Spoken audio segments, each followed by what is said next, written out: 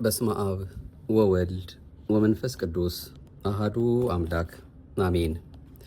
ክርስቶስ ተንሥአ እሙታን በአብይ ኃይል ወሥልጣን አሰሮ ለሰይጣን አጋዞ ለአዳም ሰላም እምይእዜሰ ኮነ ፍስሐ ወሰላም።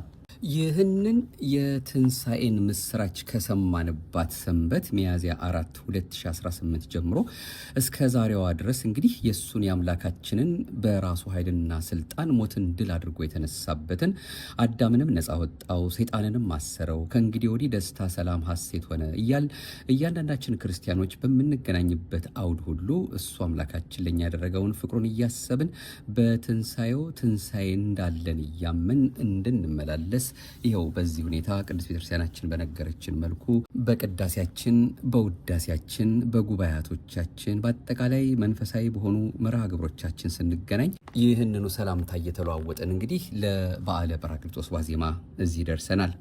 2 ቀናት ብቻ ነው የቀሩን። ዛሬ ከእመቤታችን ከንጽሕት ቅድስት ድንግል ማርያም ከግንቦት 21 እስከ ግንቦት 25 ድረስ እየተገለጠች በደብረ ምጥማቅ ራሷን እየገለጠች ማለት ነው የሚፈልጉትን ታሳያቸው ነበር የሚለውን በዓል እንዲሁ ማለፍ ስለሌለብን ከእሷው ከእመቤታችን በዓላት ጋር ከ33ቱ በዓላት አንዱ የሆነው በታምረ ማርያም ከተገለጹት ማለት ነው ይህ ነውና ይህንኑ አለፍ አድርገን እንደው በተወሰነ መልኩ ለማየት ስለወደድን ነው ወደ ዛሬው መርሃ ግብራችን ስናመራ መርሃ ግብራችን ይህን ይመለከታል ለማለት የወደድ ነው። አሁንም አምላካችን በሕይወት በጤና ጠብቆ ይህችን ቀን ዳግም እንድናያት ስለፈቀደልን ክብርና ምስጋና ለገናና ስሙ ይሆንልን። ርርተ ሕሊና ርርተ ልቦና መብርሃን ንጽሕት ቅድስት ድንግል ማርያም እናቱም ለዚህ መድረሳችን ቃል ኪዳኗ ምክንያት ሆኖናልና የእናትነት ፍቅሯ አልተለየንምና በእያንዳንዳችን ልቦና እየተገለጠችልን የልባችን መሻት መልካሙን ነገር ሁሉ ልጄ ወዳጄ በሚለው በማያሳፍረው ጸሎቷ እያደረሰችልን በእናትነት ፍቅሯ ጠብቃናለችና ስሟ የከበረ የተመሰገነ ይሁን። መጽሐፈ ስንክሳራችንም ሆነ ሌሎችም ይህንኑ የበዓሉን ሁኔታ የሚያጠይቁ መልእክቶች ያሉበትን ቦታ ፈላልገን ወደ እናንተ ለዛሬ ይህንን በዓል ለማሰብ ወደናል። ሌላው በእንጥልጥል ያቆየ ነው ከጸሎት ጋር በተያያዘ ያለውን ከጰራቅሊጦስ መርሃ ግብራችን በኋላ እንመለስበታለን። ለሁሉም እግዚአብሔር አምላካችን እሱ በቸርነቱ በእያንዳንዳችን ልቦና ይጽፍልን ዘንድ ፈቃዱ ይሁንልን። ያው በመሀል በዓላት ሲመጡ እነዚያን እንዳናልፋቸው ጠቆም አድርገን ማለፍ ስላለብን ነው። ማህደረ ተዋህዶን ነው ማዳመጥ የጀመርነው። በተዋህዶ እምነታችን እንድንጽናና የሚያሳስቡ የሚያጠይቁ መልእክቶችን ከተለያዩ ምንጮች እያመጣን የምንከታተለውን በግንቦት 21 የሚከበረው የእመቤታችን የንጽሕት ቅድስት ድንግል ማርያምን በዓል በተመለከተ መጽሐፈ ስንክሳራችን እንዲህ ይለናል።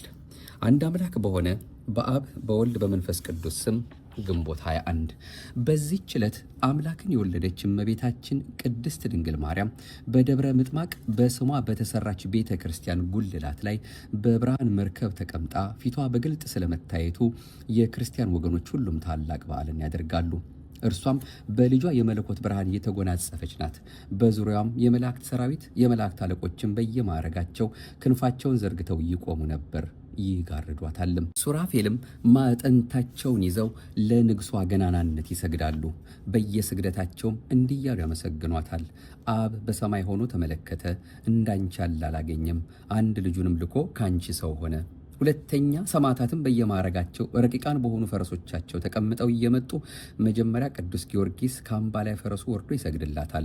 እንዲሁም ባልንጀሮቹ ሰማዕታት መጥተው ይሰግዱላታል። ከእርሱ በኋላም የሚመጣው በዱሪ ፈረስ የሚቀመጥ ይህ መርቆሬዎስ ነው። ከዚህም በኋላ ሰማዕታት ሁሉ በመከታተል መጥተው ይሰግዱላታል፣ ምስጋናም ያቀርቡላታል። ሁለተኛም ደግሞ የጻድቃን አንድነታቸው መጥተው በፊቷ ይሰግደው ይመላለሳሉ። ሄሮድስ የገደላቸው ሕፃናትም መጥተው ይሰግዱላታል። በፊቷም እየዘለሉ አንዱ ባንዱ ላይ እየዘለለ በመተቃቀፍም ይጫወታሉ። የተሰበሰቡትም ባዩ ጊዜ ደስታ ይመላባቸዋል፣ በሰማይም ያሉ ይመስላቸው ነበር።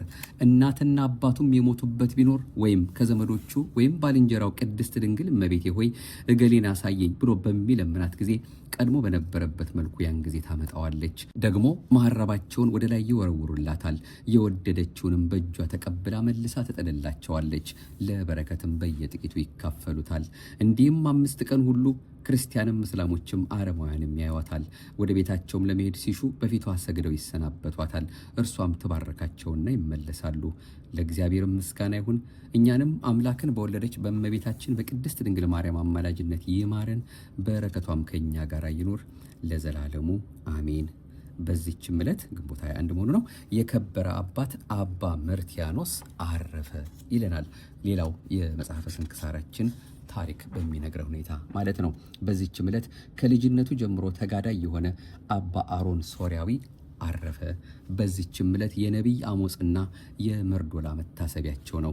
በረከታቸውም ከእኛ ጋር ለዘላለሙ ትኑር አሜን ይላል። እንግዲህ ሌሎቹን ቅዱሳን በዚህ ዕለት እንደሚታሰቡ ስንክሳራችን ሲነግረን ከ33ቱ የእመቤታችን በዓላት አንዱ ነው ብለናል። ይሄ ደብረ ምጥማቅ በዓል ደብረ ምጥማቅ በምኔተ ገምኑድ አቅራቢያ የምትገኝ ቦታ ናት።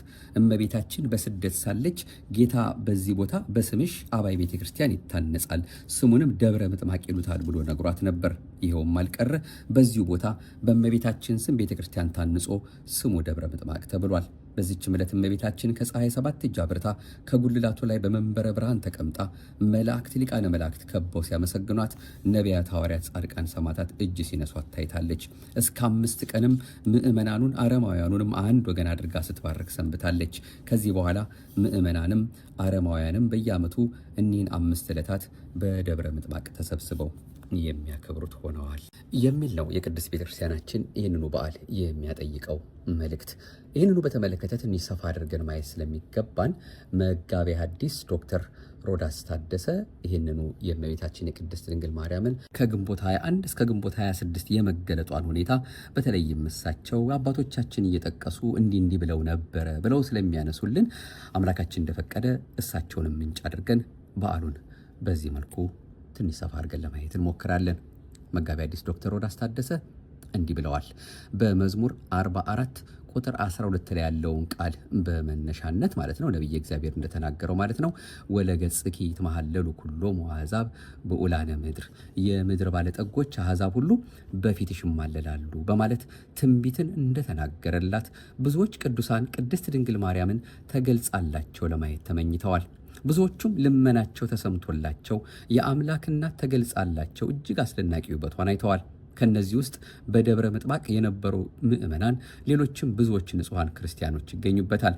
ልጇ አስቀድሞ በዘመነ ስጋዌው በደብረ ምጥማቅ እንደምትገለጽ በገባላት ቃል ኪዳን መሰረት ከኢትዮጵያ፣ ከግብፅ፣ ከአርመንያ፣ ከሶሪያ፣ ከሮም፣ ከጽር፣ ከፋርስ ምድር በደብረ ምጥማቅ ድንኳን ተክለው አጎበር ጥለው ከግንቦት 21 ቀን ጀምረው እስከ 25 ቀን ድረስ በፍጹም ደስታ የድንግል በዓሏን ማክበር ይጀምራሉ። እመቤታችን ከግንቦት 21 እስከ 25 ያለማቋረጥ ከመላእክት፣ ከሊቃነ መላእክት፣ ከነቢያት፣ ከሐዋርያት፣ ከጻድቃን፣ ከሰማዕታት፣ ከደናግል፣ ከመነኮሳት ጋር ሆና ትገለጽላቸው ነበር። አማኒውም ኢአማኒውም ያያት ነበር።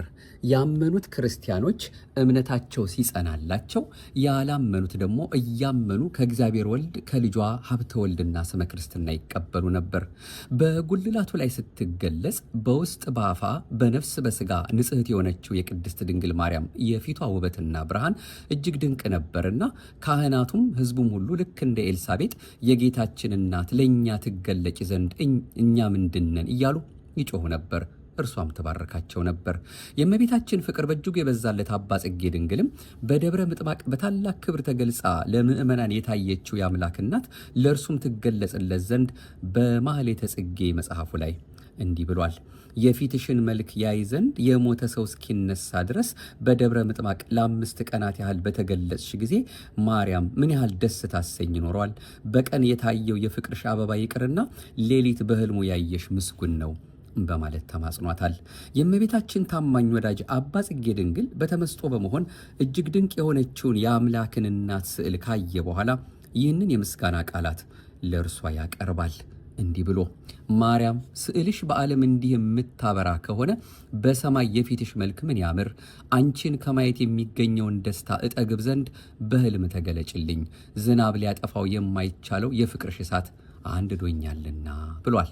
ሊቁ አባ ጊዮርጊስ ዘጋስጫም ይህንን መገለጧን በእንዚራ ሰባት መጽሐፉ ላይ አሁንም እሱም እንዲህ ብሎላታል። ንግሥት ሆይ ነገሥታት ላንቺ ያገለግላሉ፣ ነገሥታትም አንቺን ያመሰግናሉ፣ አንቺንም ያሞግሳሉ፣ ለስምሽም ያጎነብሳሉ፣ ለአንቺ የጸጋ ስግደትን ይሰግዳሉ፣ ለክብርሽም ምስጋናን ያቀርባሉ። ጢሮስና ሲዶና፣ የግብፅና የኢትዮጵያ ሰዎች፣ ፊንቄና ሮሚያ፣ ማሮንና አርማንያ በወጋገንሽ ውበት ደስ ይሰኛሉ፣ በደም ግባትሽም እሰይ ይላሉ በማለት ገልጦታል። ልቦናቸው በእጅጉ የበራላቸው አሁን እንዳለንበት ዘመን የቃላትም የምስጋናም ድርቅ ያላገኛቸው በምስጢር ባህር የዋኙ ቀደምት ሊቃውንት ስለ አምላክ እናት ውበት አምልተው አስፍተው የጻፉ ሲሆን የቆጵሮሱ ሊቀ ጳጳስ ቅዱስ ኤጲፋኒዎስ እንዲህ አላት። እመቤታችን በሁሉም እርምጃዎቿ ጎበዝና የተከበረች ነበረች። የምትናገረው በጣም ጥቂት ሲሆን እርሱም ለማድረግ አስፈላጊ በሚሆንበት ብቻ ነበር። በጣም ዝግጁ ሆና የምትሰማና በቀላሉ ንግግር ለማድረግ የምትችል ናት። ለእያንዳንዱ ሰው አክብሮትና ክብር ወይም ሰላምታ ትሰጣለች። ቁመቷ መካከለኛ ሲሆን አንዳንዶች ግን ቁመቷ ከፍ ያለ እንደነበር ይናገራሉ። ከእያንዳንዱ ሰው ጋር ያለምንም ፍርሃት በግልጽነት ያለምንም ሳቅና መጫጫ ትናገራለች። በተለይ ፈጽማ ለቁጣ የምትጋበዝ አልነበረችም። መልኳ እንደደረሰ የስንዴ አዝመራ ያማረ፣ ጸጉሯ ቀይማ ነው። አይኖቿ ብሩህትና የዋህ የሆኑ ቀለማቸውን ፈዘዝ ያለ ቡናማ ሆኖ የአይኖቿ ብሌኖች የዘይት አረንጓዴ ይመስላል። የአይኖቿ ቅንድብ ወይም ሽፋሽፍት ከፊል ክብና ደማቅ ጥቁር ናቸው። አፍንጫዋም ረጅም፣ ከናፍሮቿ ቀይና ምሉ ሲሆኑ በቃሎቿ ጣፋጭነት የተመላባቸው ነበሩ። ፊቷ ክብ ሳይሆን ግን እንቁላልማ አይነት ቅርጽ ነበረው። እጆቿ ረጅምና ጣቶቿን በጣም ረጃጅም ነበሩ። ከማንኛውም ያልተገባ ኩራት ሙሉ በሙሉ የነጻች ስትሆን ግድ የለሽነት ፈጽሞ ጨርሶ የለባትም ነበር። የሚመጡትን ነገራት በፍጹም ትህትና ትቀበል ነበር። ተፈጥሯዊ ቀለማት ያላቸው ማለትም በቤት ድር የተሰሩ ልብሶችን ትለብስ ነበር። ይህም በእጅጉ አብሯት የሚሄደው አለባበስና ይህ እውነታ በራሷ ላይ በምታደርገው ቅዱስ ልብስ አሁን ቅሉ ሊረጋገጥ የሚችል እውነታ ነው። ለማጠቃለል ያህል በመንገዶቿ ሁሉ በመለኮታዊ ጸጋ የተመላች ነበረች ይላል። የመልካ ማርያም ደራሲም የአምላኩን እናት ቅድስት ድንግል ማርያምን ፊቷን ለማየት ሽቶ በናፍቆት ሆኖ ሰላም ለመልክዕኪ ዘተሰርገወ አሜረ ብሎ በዘመረው ወይም በተናገረው ላይ ሁልጊዜ ዘወትር የሚያበራ ፀሐይን ጌጥ ላደረገ መልክሽ ሰላምታ ይገባል። ፍቅርን የምትመርጪ የምታስቀድሚ አንቺ ፍቅረኛ የማርያም ሌላ የማይሰማው ነገርን እነግሪ ዘንድ አንድ ጊዜ ያንቺን ፊት ግለጭልኝ በማለት ተማጽኗታል። ልክ እንደርሱ የአምላክን እናት ፊቷን ለማየት የተመኙ ብዙዎች ቅዱሳን ነበሩ። ለምሳሌም ያህል ከቅዱሳን አበው መካከል አባ ይስሐቅ እመቤታችን በፍጹም ልቦናው ከመውደዱ የተነሳ ከሰርክ ጸሎት በኋላ ሌሎች መነኮሳት ለመኝታ ወደ የበዓታቸው ሲሄዱ እርሱ ወደ ቤተ ክርስቲያን በመሄድ በቅድስት ድንግል ማርያም ስዕል ፊት ቆሞ በፊቷ እየተማለለ 300 ስግደትን እየሰገደ በእያንዳንዱ ስግደቱ ላይ ኦ እግዚእ ኢየሱስ ክርስቶስ አርየኒ እመከ አሐተ ሰዓተ፣ ጌታዬ ኢየሱስ ክርስቶስ ወይ ለአንዲት ሰዓት እናትህን አሳየኝ እያለ በመጸለይ ለ7 ዓመት ከቆየ በኋላ በ7ኛው ዓመት በታላቅ ግርማ ተገልጻለት የአምላክን እናት ፊት ለማየት በቅቷል።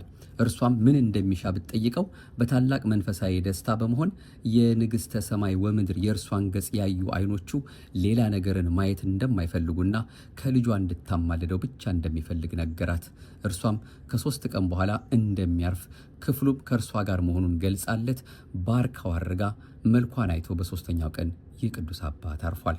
በመሆኑም በደብረ ብጥባቅ የተገለጠችላቸው ምእመናን የአምላክን እናት አይተው እንደተደሰቱ ዛሬም ለእኛ ለልጆቿ በረድኤት ትገለጽልን ዘንድ አበው ካህናት ሌሊቱን በሰዓታት ምስጋና ንኢ ሀቤ ኦ ድንግል ምስለ ወልድኪ ፍቁርኪ ኢየሱስ ክርስቶስ ከመ ተባረኪ ለአሌነ፣ ድንግል ሆይ ከተወዳጅ ልጅሽ ከኢየሱስ ክርስቶስ ጋር ወደ እኔ ነይ እኛን ተባረኪ ዘንድ በእኛ ላይ በረከትን እንድታሳድሪ በማለት ይማጸኗታል።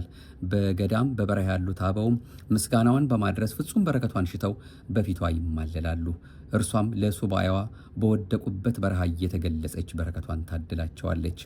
የአምላክ እናት ሆይ ዛሬም ለእኛ ለምንወድሽ ለልጆችሽ ተገለጭልን ዘንድ እንማጸንሻለን ብለው ነው መጋቢ አዲስ ዶክተር ሮዳስ ታደሰ መልእክታቸውን ጠቅለል ያደረጉት።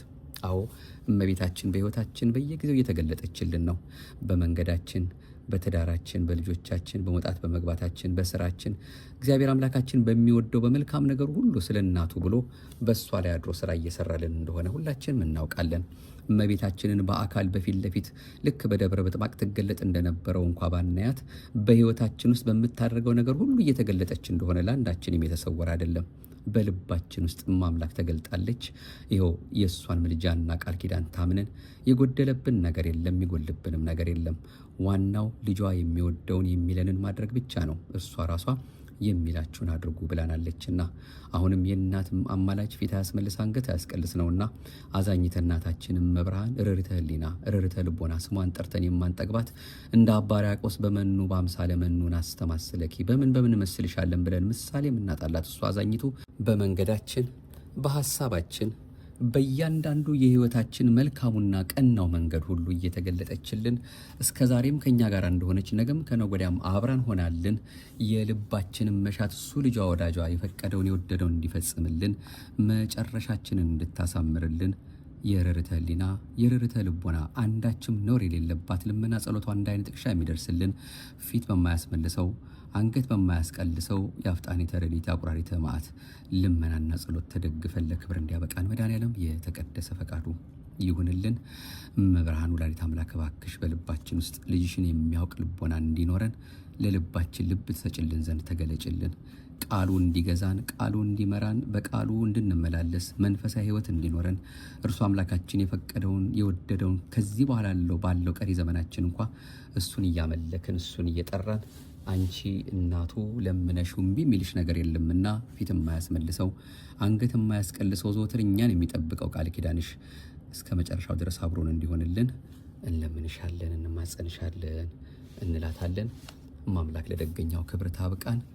እኛንም ቤተሰቦቻችንንም ልጆቻችንም ትዳራችንን ሁሉ ችግር ያለብንን ነገር ሁሉ እሷ ገለል እንድታደርግልንና ፍቅሯን ጣሟን በረከቷን እንድታሳድርብን አሁንም ስርጉት በቅድስና ጽንት በድንግልና ማምላክን እንለምናታለን። ይቆየን። በዓለም በተመለከተ እንግዲህ የደብረ ምጥማቅን ከግንቦት 21 እስከ ግንቦት 25 ያለውን በዓሏን ከብዙ በጥቂቱ ከሙሉ በከፊሉ በዚህ ሁኔታ ለማየት ወደናል።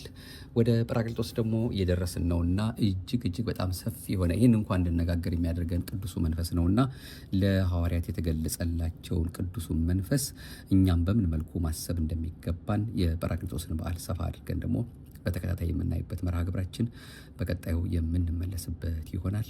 እስከዚያው በያለንበት አምላካችን በቸርነቱ ስለ እናቱ ብሎ ተለምኖን ሁልጊዜም ዓይናችንን ከመስቀሉ ልባችንን ከቃሉ አንደበታችንን ከጾም ከጸሎት ከምስጋና እንዳያረቅብን እየተማጸን ነው። ለዛሬም እንዲህ ብለን ነው መርሃ ግብራችን የምንጨርሰው። አቤቱ አንተን መፍራትን በልቦናችን በጎ አምልኮትህንም በህሊናችን ጨምር። ክብረ ምስጋና ይሁን ለአብ፣ ክብረ ምስጋና ይሁን ለወልድ፣ ክብረ ምስጋና ይሁን ለመንፈስ ቅዱስ ዛሬም ዘወትርም ለዘላለሙ አሜን። አዛኝት ለሀገራችን ለኢትዮጵያ ትገለጥልን፣ ደጉ መልካሙን ታምጣልን።